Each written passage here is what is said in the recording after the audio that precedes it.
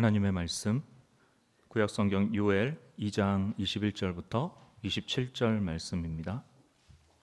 땅이여 두려워하지 말고 기뻐하며 즐거워할지어다. 여호와께서 큰 일을 행하셨음이로다. 들짐승들아 두려워하지 말지어다. 들의 풀이 싹이 나며 나무가 열매를 맺으며 무화과 나무와 포도나무가 다 힘을 내는도다. 시온의 자녀들아 너희는 너희 하나님 여호와로 말미암아 기뻐하며 즐거워할지어다. 그가 너희를 위하여 비를 내리시되 이른 비를 너희에게 적당하게 주시리니 이른 비와 늦은 비가 예전과 같을 것이라. 마당에는 밀이 가득하고 둑에는 새 포도주와 기름이 넘치리로다. 내가 전에 너희에게 보낸 큰 군대 곧 메뚜기와 느치와 황충과 팥중이가 먹은 횟수대로 너희에게 갚아주리니 너희는 먹되 풍족히 먹고 너희에게 놀라운 일을 행하신 너희 하나님 여호와의 이름을 찬송할 것이라. 내 백성이 영원히 수치를 당하지 아니하리로다. 그런즉 내가 이스라엘 가운데 있어 너희 하나님 여호와가 되고 다른 이가 없는 줄을 너희가 알 것이라. 내 백성이 영원히 수치를 당하지 아니하리로다. 아멘.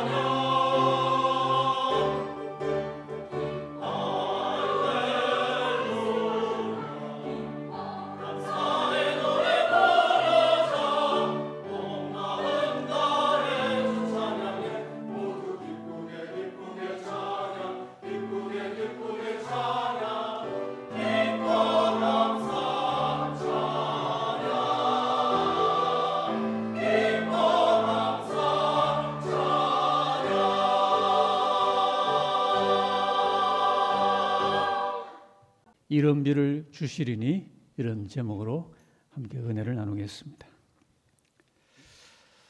오늘 맥추절의 감사의 비전을 요엘 선지자의 영감을 통해서 함께 나누고자 합니다. 오늘 본문과 또 제목에 비라는 말이 나옵니다. 요즘 비 이야기가 잦습니다. 요즘 우리나라가 고온 다습한 장마철로 인해서 상쾌하지 않은 그런 날씨가 이어지고 있는데, 근데 뉴스를 들으니까 시야를 넓혀보면은 우리 이웃 나라들부터 기상 문제가 우리보다 더 심상치가 않습니다. 요즘 환경재해 문제가 뉴스에서 일상이 되고 있지 않습니까? 이 환경재난을 보면은 우리 사람들이 만들어내는 면이 있고, 그 다음에 밖에서 환경재난의 요소가 주어지는 것도 있고, 그런 요소들이 안팎에서 합작이 되는 이런 여러 요인이 모아지는 것 같습니다. 근데 문제는 요즘 이 재난이 지금 범지구촌적이라고 하는 점을 특별히 생각을 합니다. 결코 이전과 같지 않은 정도의 스케일이에요. 세계 각지에서 올해 맞는 여름은 우리가 알던 여름이 아니라고 이런 말을 하고 있습니다. 올해 6월달 폭염으로 지구촌 50억 명이 피해를 받았다고 하지 않습니까? 이유는 참으로 하늘과 땅에서 다양하고 복합적일 것입니다. 이런 시기에 우리가 원래 맥추절을 맞으면서 연어 절기와 다른 그런 느낌과 정황 속에서 절기를 맞고 있습니다. 오늘 말씀해 주는 비전으로 우리 감사를 새롭게 고백하기를 원합니다. 먼저 맥추절의 비전입니다. 맥추절의 비전이 담겨 있습니다. 이 맥추절 비전을 새롭게 살피는데요. 오늘 본문을 보면은 메뚜기가 재앙이 된 것을 말을 하고 있죠. 주전 9세기에 남유다가 이 메뚜기 재앙을 겪었습니다. 그런데 요즘 와서도 이 수개월 전에 그런 뉴스가 나왔는데, 멕시코의 한 마을이 메뚜기 떼 습격을 받았어요. 메뚜기 떼가 1시간 정도 머물렀는데 과일나무는 물론이고 주변의 모든 식물을 닥치는 대로 갉아먹었다는 것이죠. 그래서 더 이상 먹을 것이 없어지니까 마을을 떠났다는 것입니다.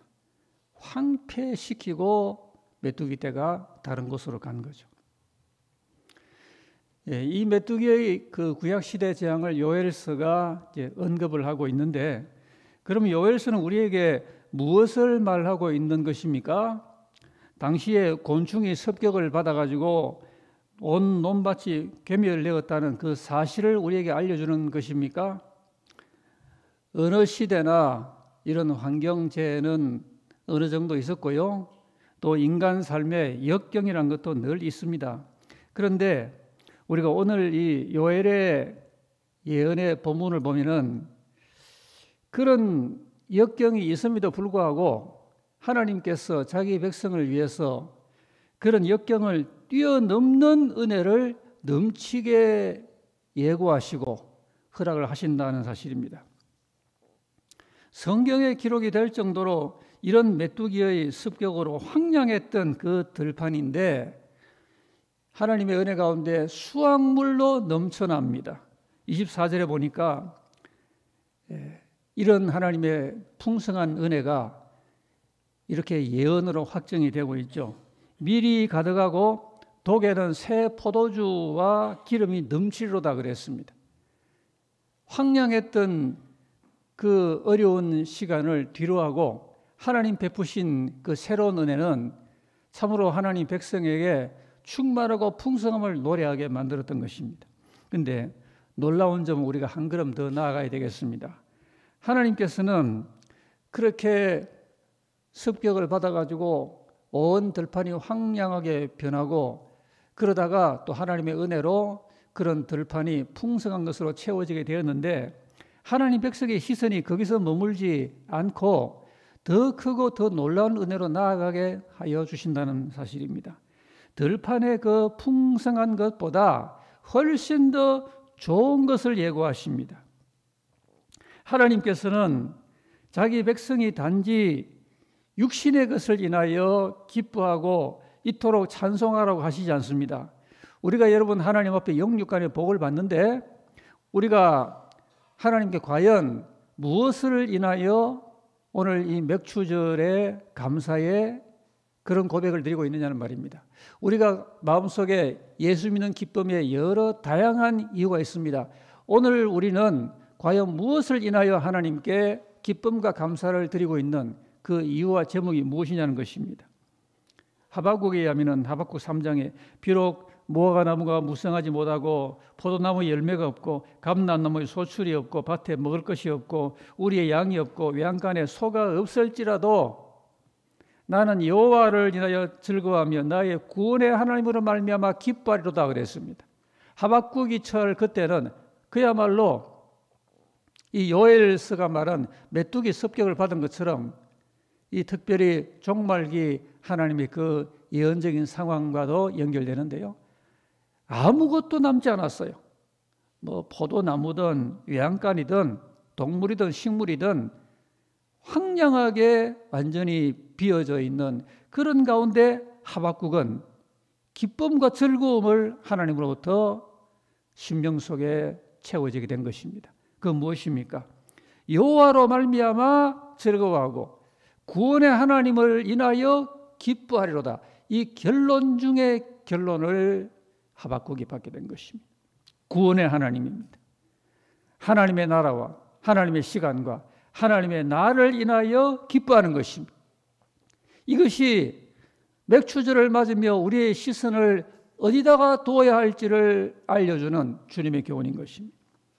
요엘서의 테마는 우리가 보면 뚜렷하게 나와 있습니다. 그것은 여호와의 날입니다. 아주 중요한 구약의 개념이에요. 오늘 본문은 여호와의 날이 임해서 완성되는 비전을 말해주고 있습니다. 우리가 이런 절기를 지키면서 땅에서 우리가 받은 그 은혜만으로 시선이 고정되면 안 되겠습니다. 주의 날이 임하여 우리 비전이 완성되는 그 영광까지 바라볼 수 있어야 되는 것입니다. 진정한 맥추절 완성의 날은 구약 당시가 아니고요. 지금도 아니고 이날 이루어지게 되는 것입니다. 오늘 우리들은 올해 밝아와서 지난 6개월을 보내고 과연 우리의 이 물질적인 수입의 감소나 혹은 회복이나 그런 것보다도 주의 날로 말미암아 우리 인생의 맥추절이 완성되는 이 날을 바라볼 것을 요엘은 우리에게 알려주고 있는 것입니다. 그날에 우리 인생의 맥추절이 완성되는 그날에 진정한 맥추절의 파티를 주님과 함께 우리 온 교우들이 즐기도록 나아가야만 되는 것입니다. 예수님도 십자가 앞두고 누가복음 22장에 이런 말씀을 했어요. 이 유월절이 하나님의 나라에서 이루기까지 다시는 먹지 아니하리라 그랬습니다. 이 최후의 만찬을 나누시면서 하나님의 나라가 임할 것을 하나님의 아들이 얼마나 뜨겁게 바라보셨던지 내가 그 나라가 임하기까지는 이 유월절을 다시 먹지 않겠다고 하여 유월절의 궁극적인 성취도 여호와의 날에 있음을 주님이 밝혀주셨습니다. 여러분 지금 나에게 거둘 것이 아무리 많더라도 그날 주님 앞에서 거둘 게 빈약하다면 부끄러울 것입니다. 지난 상반기에 남보기에는 별로 거두는 것이 많이 없게 보여도 나중 그날에 주 앞에서 거둘 것이 많은 사람은 복이 있는 것입니다. 성경은 이것을 상이라 그럽니다. 하나님께서 주시는 상입니다. 하나님이 자기 백성에게 금세 상을 주기도 하지만 하나님이 자기 백성에게 베푸시는 그 상의 그 스케일은요, 금세와는 비교할 수 없는 여호와의 날의 상급으로 우리에게 약속이 되고 있는 것입니다. 골로새 3장에서 무슨 일 하든지 마음을 다해서 주께 하듯 하고 사람에게 하듯 하지 말라. 이는 유업의 상을 주께 받을 줄 알미니 너희는 그리스도를 섬기느니라 그랬습니다. 하나님을 잘 섬기면서 맥추절 완성의 날을 믿음과 소망으로 바라보는 사람에게는 상이 있습니다. 유업의 상이 주로부터 우리에게 임하게 되는 것입니다. 그래서 맥추절이 완성되는 이 날을 향해서 기도로 나아가고 충성으로 나아가십시다. 우리 예수 믿는 사람은 하나님이 지금도 복 주시지만 늘 지금보다는 내일 그리고 내일보다는 더 미래에 더 충만하고 온전한 축복으로 베풀어 주시는 것입니다. 그래서 우리는 이런 주님의 복된 은혜와 또 미래의 영광을 바라보고 우리가 오늘도 믿음으로 충성하고요, 하나님 앞에 기도하며 예배하며 성도를 섬기며 교회를 위해 봉사하며 이렇게 나아가면은 하나님께서 이런 소망 중에 나아가는 자기 백성에게 지금도 필요한 걸 다 채워주시는 것입니다. 맥추절의 소망을 마음에서 결코 순간도 지우지 마시고 여호와의 날에 이루어질 그 영광스러운 맥추절 완성의 날을 바라보면서 금세와 내세의 축복을 우리가 기약할 수 있어야 되겠습니다. 맥추절의 비전을 우리가 생각을 했는데요, 우리가 한 가지 더 비전을 나누자면은 이른 비의 비전이라는 게 있습니다. 이건 맥추 추수의 비전과 함께 이루어지는 약속인데 본문 23절에 이 비전을 우리에게 알려주고 있습니다. 이른 비를 너희에게 적당하게 주시리니, 그런 대목이 저 9절에 나옵니다. 하나님께서 자기 백성에게 이른 비를 적당하게, 적절하게 알맞게 주신다는 것입니다. 우리가 이를 위해 이스라엘의 기후 배경을 알 필요가 있습니다. 이스라엘의 기후는 건기와 우기로 나누어져 있는데 아주 뚜렷하게 우기, 건기가 구분됩니다. 그런데 우기는 가을녘에 시작이 됩니다. 그래서 이른 비와 그 다음에 겨울비, 그 다음에 3, 4월에 내리는 그 봄비, 늦은 비, 이렇게 이른 비, 겨울비, 늦은 비, 이렇게 우기가 가을, 겨울녘을 통해서 이스라엘 땅에 내리는 것입니다. 이 비의 은혜가 하나님 백성을 복주고 풍요하게 하고 살렸습니다. 요일이 무슨 메시지를 말하고 있는 거 아니까, 메뚜기 떼가 습격해서 하나님 백성이 아무리 어려움을 겪고 해를 당했어도 하나님께서 내리는 이 비의 은혜가 모든 재난을 덮고도 남는다는 것입니다.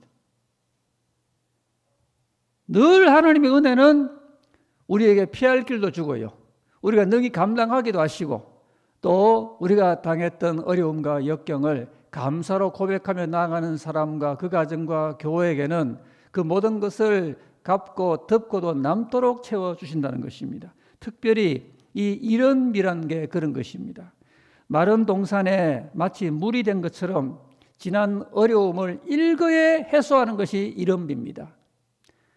그 이스라엘 땅에 여름 내내 메말랐다가 이 이른비가 서쪽에서 불어오게 되면은, 그리고 바람이 불고 비가 내리게 되면은 죽어있던 온 대지가 그야말로 곳곳에 풀이 돋아나고 생명의 기운이 솟게 되는 것입니다.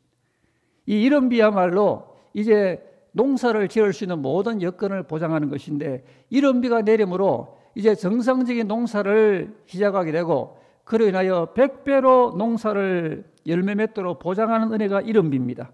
우리의 지난 모든 곤란과 빈곤과 허약을 이제 새롭게 다시 일으켜주는 새 생명의 에너지가 이른비인 것입니다.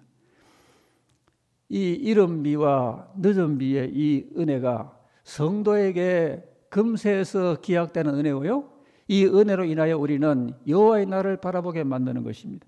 특별히 이 이른비와 늦은비의 은혜는 성령의 역사를 가리키고 있습니다. 우리 찬송가도 있지 않습니까? 성령의 그 단비가 우리의 이 메말랐던 심령에 충만히 내리기를 사모하는 그런 찬송도 있지 않습니까? 요엘서 2장 28절에 보면은 그 후에 내가 내 영을 만민에게 부어주리니 그랬습니다. 오늘 이 본문이 주어지는 바로 그 다음 구절입니다. 이른비를 내리겠다 말씀한 하나님께서 바로 무엇을 이어 말씀하는 거 아니? 내가 내 영을 만민에게 부어주겠다고 말씀한 것입니다. 하나님의 그 성령의 단비를 받는 사람은 죽어있던 그 황량한 벌판에 새 순이 돋듯이 죽어있던 우리의 마음에 하나님의 신령한 새로운 생명과 축복으로 가득 차게 만들어주는 그 원동력이 바로 하나님의 영에 담겨 있는 것입니다. 오늘 이른비 안에서 본문이 삼중의 비전을 아울러 주고 있는데요, 먼저는 중생의 역사입니다. 성령으로 우리가 이른비의 은혜를 받으면 중생합니다. 우리 예수 믿는 사람은 내가 예수를 믿어서 얼마나 오래 믿었다 하는 그것보다도 이 중생의 은혜를 확인하고 이 중생의 은혜 속에서 늘 하나님의 새 은혜를 힘입고 나가는 게 중요합니다. 오랫동안에 메말라 있던 그 사람의 심령이 물과 성령으로 되살아나는 것을 중생이라 그럽니다. 여러분, 믿는 우리하고 안 믿는 사람하고는 차원이 다른 것입니다. 우리는 성령으로 말미암아 이른비의 은혜를 받는 순간에 물과 성령으로 거듭남에 새 생명을 받고 믿음 생활을 하고 있는 우리인 것입니다. 디도서 3장 5절에도 우리를 구원하시되 우리의 행한 바 의로운 행위로 말미암지 아니하고 오직 그의 긍휼하심을 따라 중생의 씻음과 성령의 새롭게 하심으로 하셨다 그랬습니다. 어떻게 우리를 구원하였다고요? 중생의 씻음과 성령의 새롭게 하심으로 우리를 구원하셨다는 것입니다. 예수 믿고 구원한다, 이건 아주 단순한 교리지만 보다 구체화하면 바로 이런 말씀이 되는 것입니다.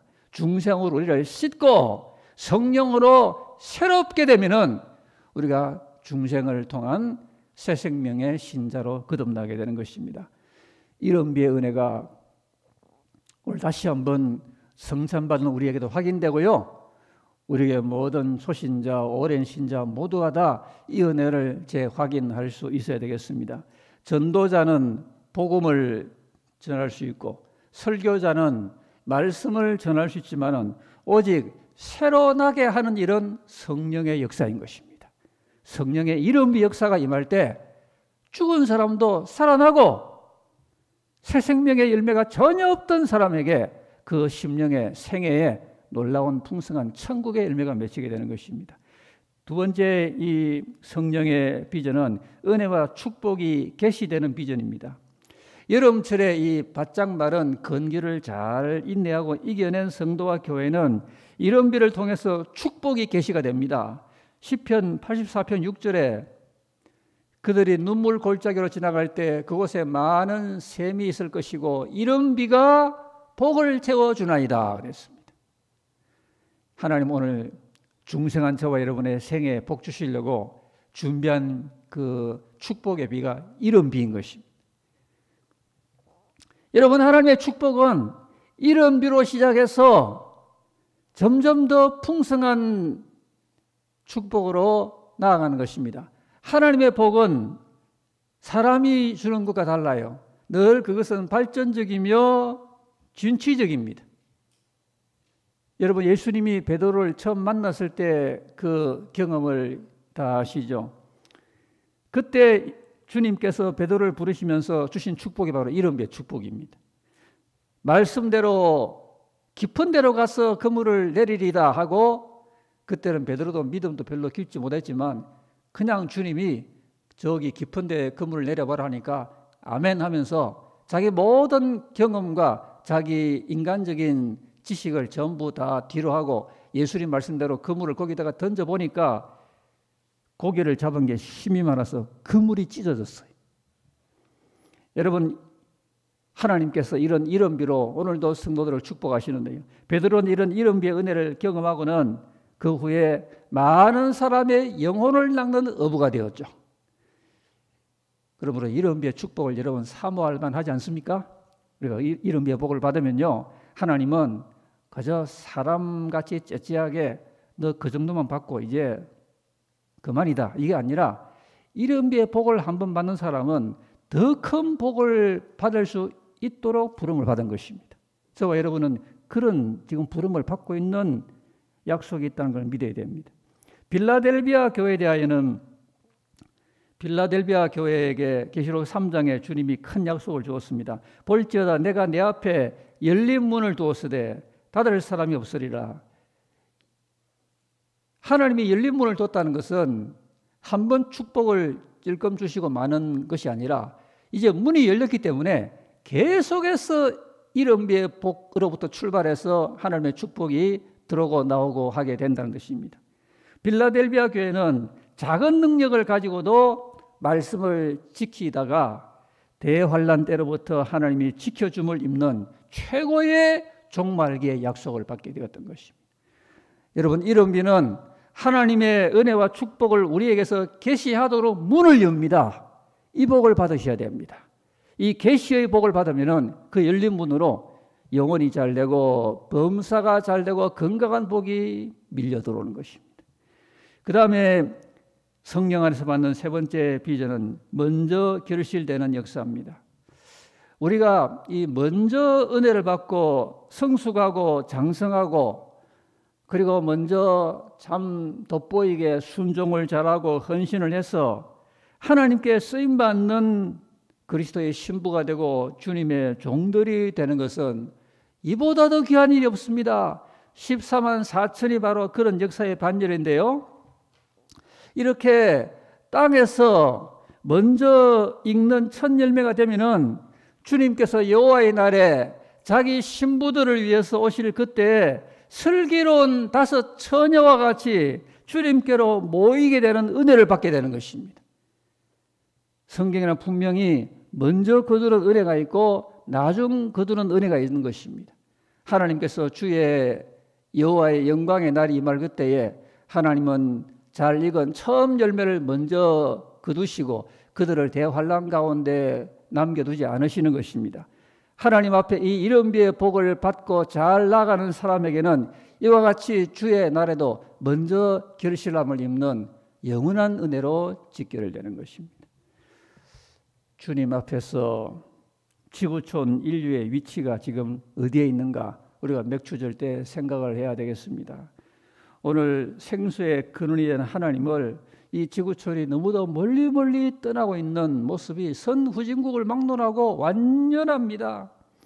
하나님의 진노의 징조가 매일 뉴스를 듣고 보면은 세계 곳곳에서 점점 더 광범위하고 완연하게 펼쳐져 수많은 사람들에게 신음소리가 나올 수밖에 없는 오늘 그런 상황을 맞고 있는 것입니다.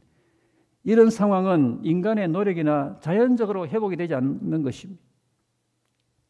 많은 성경학자들은 이런 험난한 현실 다음 단계에서 지구촌을 기다리고 있는 것은 성경이 말하는 그 한 일의 시기가 올 것으로 다 입을 모으는 것입니다.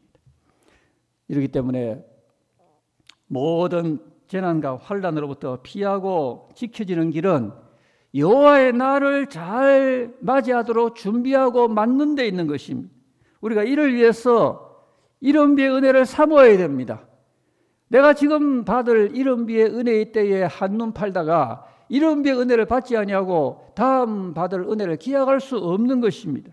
이른비의 은혜는 늦은 비와 연결됩니다. 이른비를 경험하면은 늦은 비도 받을 확률이 큽니다.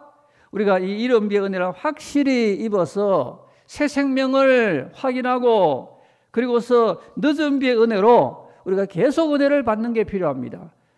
우리 믿음의 세계 안에서 가끔 보면은 이른비 은혜를 받았다가도 어떤 세상의 유혹에 빠져서 주님을 외면하고 떠나다가 나중에 그 받은 은혜를 다 잊어버리고 까먹고 계속적인 은혜로 나아가지 못하는 그런 크리스찬들도 없지 않은 것입니다. 그러므로 우리는 이른비를 받고 계속해서 늦은 비의 은혜로 우리 영혼이 더 자라가고 우리가 영육간에 강건하면서 충실한 하나님의 알곡으로 나아가도록 계속 영적 성장, 성숙을 도모할 필요가 있는 것입니다. 오늘 이 맥주절에 내가 받을 이른비의 은혜를 확인하십시다. 나는 늦은 비의 은혜도 사모하는 마음으로 계속하여 고백하며 나가고 있는지 우리의 믿음도 점검하시면서 우리가 다 이런 이른비의 은혜를 받고 하반기에 큰 은혜와 축복과 승리를 개인, 가정, 교회적으로 기대할 수 있게 되기를 예수 이름으로 기원합니다.